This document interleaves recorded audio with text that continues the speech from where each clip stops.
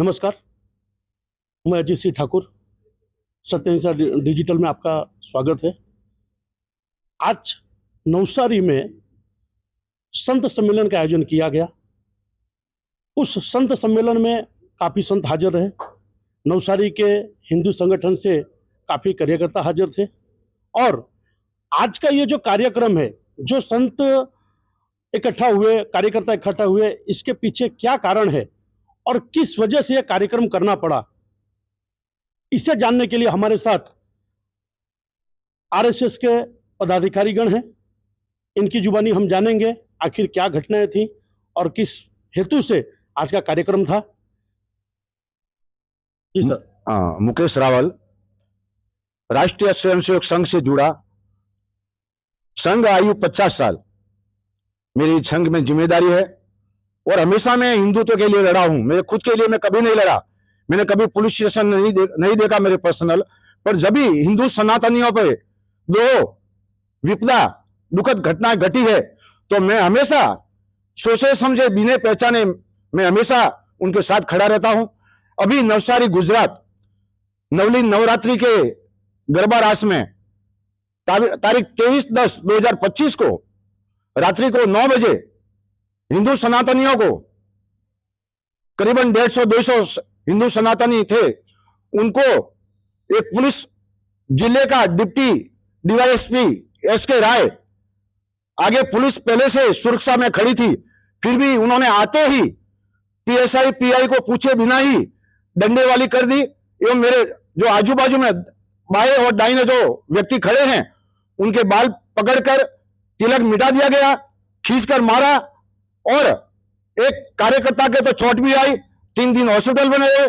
उसके बाद में उन्होंने दौड़ा दौड़ा कर जो कार्य किया है, अंतिम 30 साल से बीजेपी का राज गुजरात में जो हिंदू हित के लिए चुनी गई है, हिंदुत्व का पूरा प्रभाव है गुजरात में।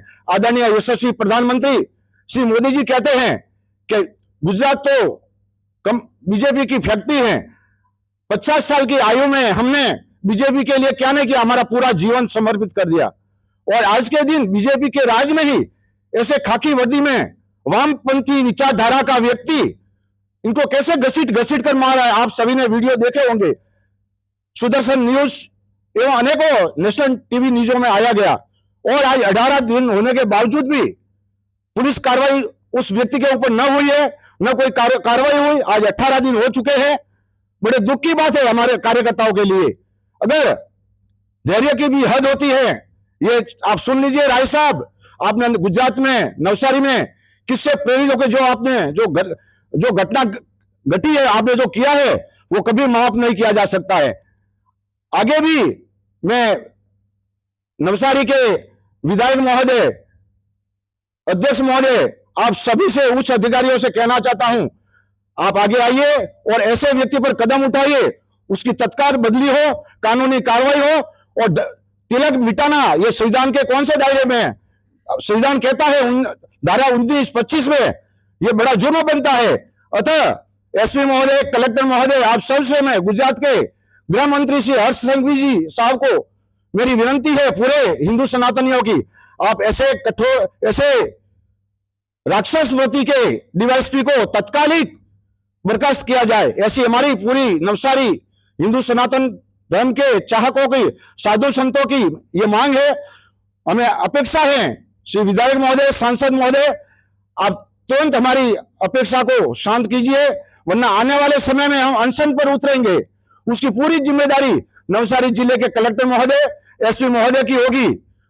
उसके बावजूद मुझे अफसोस तो उस बात का होता है, जिले के बीजेपी के पदाधिकारी, उच्च अधिकारी, अभी 2 दिन पहले ही पूनम के दिन कमलम कार्यालय पर ऐसे अधिकारी को इनवाइट किया गया, उससे बड़ा तो क्या हो सकता है। मुझे अफसोस होता है ऐसे बीजेपी के उच्च अधिकारियों पे, जो गरबा में ऐसे अधिकारी को इनवाइट किया गया, जले हुए पे डाम देना बहुत दुखद घटना है। जय हिंद, जय भारत। तो आपने मुकेश जी के मुख से सुना पूरी घटना के बारे में, इनकी जो प्रतिक्रिया है। आरएसएस इस देश को, जो वर्तमान समय में जो प्रधानमंत्री है, वो आरएसएस ने दिया है। मोदी जी भी प्रचारक रह चुके हैं और गुजरात के अंदर भाजपा की सरकार है। यहाँ तक कि पूरे हिंदुस्तान में आज के समय में देखा जाए तो अधिकतर राज्यों में बीजेपी की सरकार है। तो भाजपा की सरकार के अंदर यदि हिंदुओं के ऊपर इस तरह से घटनाएं घटती हैं तो इसको आप किस तरह से देखते हैं? हमारे साथ इस बाबत में ज्योति नारायण झा जी हैं, जो आरएसएस के अंदर पदाधिकारी हैं। उनसे हम जानेंगे कि इस घटना को वो किस तरह से देखते हैं। जी, मैं ज्योति नारायण झा, स्वयंसेवक। सर्वप्रथम तो मैं अजीत भाई ये बोलूं कि आरएसएस तो वो चीज़ है कि इनको चुटकी बजाते हुए ऐसे अधर्मियों को कब का यहाँ से तरी पार कर दिया रहता, इनको पता नहीं चलता। लेकिन सच्चाई ये है कि ये कब तक जनता, आज 18 दिन हो गई और आज भी ये शहर में नहीं मुख्य समाचार बन के रह गया तो एक दिन के लिए।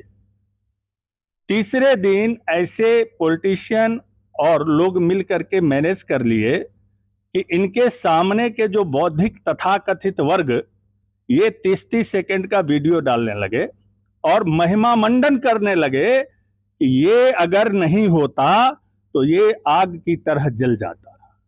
ये कितनी बड़ी भूल है इन लोगों से कि ये देख रहा है कि मुगल काल में हम लोग कहानी पढ़ते थे पुस्तक में। मैं अपने बच्चे को क्या पढ़ाऊंगा कि मुगल काल में बेटा हम लोगों का टिकी काट दिया जाता था, तिलक मिटा दिया जाता था, जनेऊ तोड़ दिया जाता था, तो वो समझ में आता है। लेकिन आज भी हमारे बच्चे हमें देखते हैं, ये अगर घर में गया होगा, इसका वीडियो इसका बच्चा देखा होगा, तो क्या उसको उस मुगल काल का याद आएगा कि नहीं आएगा? और इसका महिमा मंडन करके यहां के लोग खलनायक हमारे उस कार्यकर्ता को बना दिया गया है कि इन लोगों का यही है।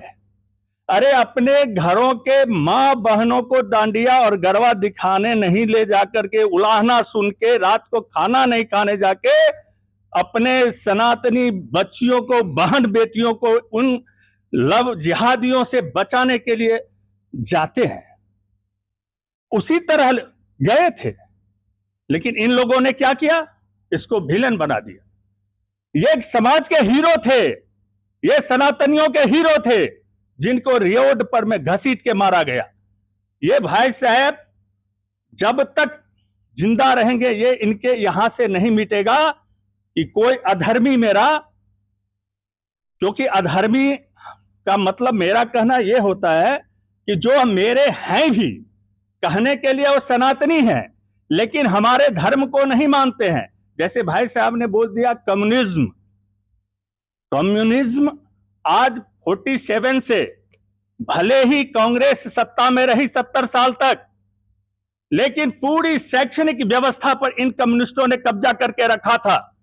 पूरी जुडिशियली व्यवस्था पर इन लोगों ने कब्जा करके रखा था, पूरे मेडिकल में। क्यों? क्योंकि इनका दोनों का यह समन्वय हुआ था कि अलग अलग संगठन जो संरचना है उस पे मेरा अधिकार होगा। जैसे हम लोग बोलते हैं कि संविधान को चलाने के लिए 4 स्तंभ, चारों स्तंभ इतने कमजोर खोखले कर दिए गए अपने अपने प्रभावों से, हमारे चारों नतमस्तक होने लगे इनके विचारों से। अब हमारी परिस्थिति, हम दुनिया देश काल पे क्यों जाएंगे? हम जहां रहते हैं, जहां जीते हैं, जो मेरा कर्मभूमि है, वहां नहीं मैं धर्म को बचा पाऊंगा तो मैं कहां वो बाहर का सोचूंगा। हम नवसारी के लोगों को, हम नवसारी जिला के लोगों को ये आह्वान करते हैं कि क्या आपके बेटे को कोई तिलक मिटा देता तो आप ऐसे बैठे रहते? हम शासन प्रशासन संविधान के चलते, मैं उनको ये नहीं बोलता हूं किसी को हम क्षति पहुंचाने के लिए नहीं, लेकिन जो हमें भी संविधान दिया है, तो क्या घर घर से, हर एक समाज से हम ये आह्वान करते हैं कि आप राजपूत समाज से हो तो एक आवेदन जाकर के दो कि ये गलती हुआ है, उसको मेडिकल टेस्ट का जरूरत है, हो सकता है उसकी मानसिक स्थिति ठीक नहीं हो। आप कम से कम, हम लोगों ने आवेदन दे करके हर जगह थक गया, लेकिन वो हुआ नहीं। तो हमें यह है कि इनको बर्खास्त करना चाहिए, इनका स्थानांतरण नहीं तो इनको 100 कॉज नोटिस देना चाहिए। तिलक मिटाना मुझे लगता है ये अधर्म है और इन्हें नहीं करना चाहिए था। बस इससे ज्यादा क्या कहूं। धन्यवाद। भारत माता की जय। तो आपने झाजी से सुना, और हमारे साथ उपस्थित हैं नवसारी के कर्मठ आरएसएस के मधु भाई, जो मधु भाई बरसों से आरएसएस में खूब सक्रिय रहे, हिंदू संगठन में खूब सक्रिय रहे, और जब हिंदू संगठन की जब भी बात आती है तो इनको जरूर याद किया जाता है। मधु भाई, इस घटना के अंदर भारतीय जनता पार्टी के विधायक, भारतीय जनता पार्टी के अध्यक्ष या भारतीय जनता पार्टी के और भी पदाधिकारी, माननीय सांसद महोदय से लेकर विधायक जो भी हैं, तो उन लोगों की तरफ से आपको किस तरह का समर्थन मिला या किस तरह का उत्तर मिला, ये हम आपसे जानना चाहेंगे।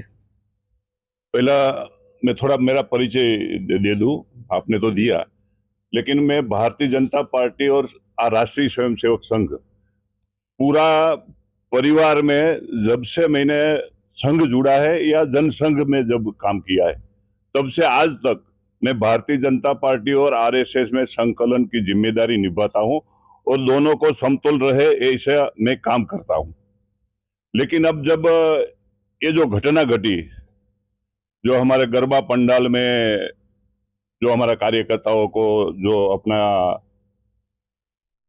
बहन बेटियों को बचाने के लिए जो जाते हैं, और वो भी जाते हैं तो हमारा साधु संतों के आह्वान के ऊपर वो जा रहे थे, काम कर रहे हैं सब लव जिहाद से अपनी बेटियों को, बहनों को बचाने के लिए। तो ये घटना से मैं आहत तो था, लेकिन ज्यादातर आहत तब हुआ जब ये सिंदूर, मतलब कपाल में जो हमारा भाल में सिंदूर, जो हमारे हिंदुओं की पहचान है, वो मिटाने वाले संजय राय तीसरे चौथे दिन हमारे भारतीय जनता पार्टी के जिला के कार्यालय पे जिला के प्रमुख, प्रदेश की मंत्री बहन श्री और विविध पदाधिकारियों के साथ अपना गरबा पंडाल में गरबा लेते हैं और खुशी से नाचते हैं। तो मैं इतना आहत हुआ कि हमारे हिंदू समाज में सिंदूर मिटाने वाले और हिंदू समाज इतना आहत है, और ये सब मिलके नवसारी से कम 5 से 7 हजार लोगों ने कलेक्टर कचहरी पे आवेदन देने के बाद भी ये लोग को कार्यालय पे इनको बुलाकर गरबा रमते, उनसे मैं ज्यादा आहत हूं। ये मैंने सबको बताया है। हम CR पाटिल जी से भी मिलने गए थे, हमारा विधायक को भी बताया, हम भूपेंद्र भाई पटेल को भी बताया, हमने गृह मंत्री श्री हर्ष भाई संघवी को भी बताया ये घटना। उन्होंने हमें आश्वासन दिया कि इनका रिजल्ट आएगा, लेकिन मैं आज फिर बोलता हूं, आज जो यहाँ जो संत सम्मेलन हुआ, हमारा संत सम्मेलन में जो संतों जो उपस्थित थे बहुत आक्रोशित थे। मैं सभी को विनती करता हूं, हमारी पार्टी के पदाधिकारियों को संजय राय को जल्द से जल्द सस्पेंड किया जाए, तभी साधु संतों का रोष मिटेगा, तभी साधु संतों संतुष्ट होंगे। बस यही मेरी आज की मेरी खास ये बात है। और आप और कुछ पूछिए तो मैं भी। जी, तो मैंने आपसे पूछा कि जो यहाँ के विधायक है, विधायक जी का इस घटना के ऊपर क्या रुख रहा, उनके तरफ से आपको कैसा समर्थन मिला, वो मैं आपसे जानना चाहता हूँ। हाँ जी, राकेश भाई ने ये जो घटना बनी, मैंने उसको बताया कि ये घटना हुई है, और इसके बाद जब ये कार्यालय पे गरबा हुआ, जैसे राय आया तो हमारे विधायक तुरंत निकल गए।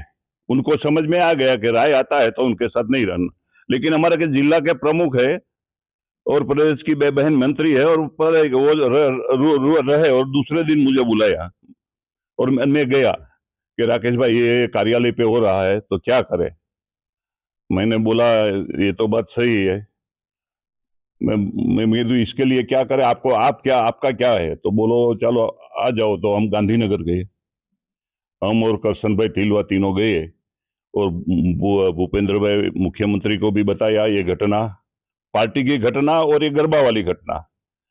हर्ष भाई संघवी को भी बताया पार्टी की घटना और कार्यालय पे गरबा वाली घटना। और ये हम जा साहब और हम 15 पदाधिकारी CR पाटिल जी से मिले, उनको भी ये घटना बताइए। पाटिल जी का जो है वो कहना है कि जल्द ये आपको रिजल्ट मिलेगा, ऐसा कहा। लेकिन राकेश भाई तो हमारे साथ है पूरा, हमारा धारासभ्य है, हमारे साथ आए, हमको सहयोग दिया। जी, तो मधु भाई ने बताया किस तरह से यहाँ के जो विधायक है राकेश भाई देसाई, उन्होंने किस तरह कार्यकर्ता का समर्थन किया है और उनसे जो कुछ कोशिश हो सके उन्होंने कोशिश की है। अब हमारे साथ राकेश भाई, जिनके साथ ये घटना घटी थी और जिनका तिलक मिटाया गया था, तो वो हमारे साथ है। हकीकत घटना क्या है हम राकेश भाई के जुबानी सुनेंगे। અમે જ્યારે સાંઈ ગરબામાં બીજા ગેટ પર હતા ને એસપી સાહેબે ડાયરેક્ટ લાઠીચાર્જ ડીવાયએસપી સાહેબે ડાયરેક્ટ લાઠીચાર્જ શરૂ કરી દીધો. અમે દૂરથી જોતા હતા, લોકેશભાઈને ને બધાને લાઠીચાર્જ કરતા હતા, સંજયભાઈને. અને પછી અમારી પાસે આવીને ડાયરેક્ટ સીધા મારા વાળ પકડીને એક પહેલાં અમને અને શૈલેષભાઈને એક એક દંડો માર્યો અને પછી સીધો મારો વાળ પકડીને તિલક સાફ કર્યો. અને પછી એને ભગવાથી એલર્જી હતી એટલે અમારો ભગવો કેસ પર શોધતો હતો કે ક્યાં છે એમ કરીને.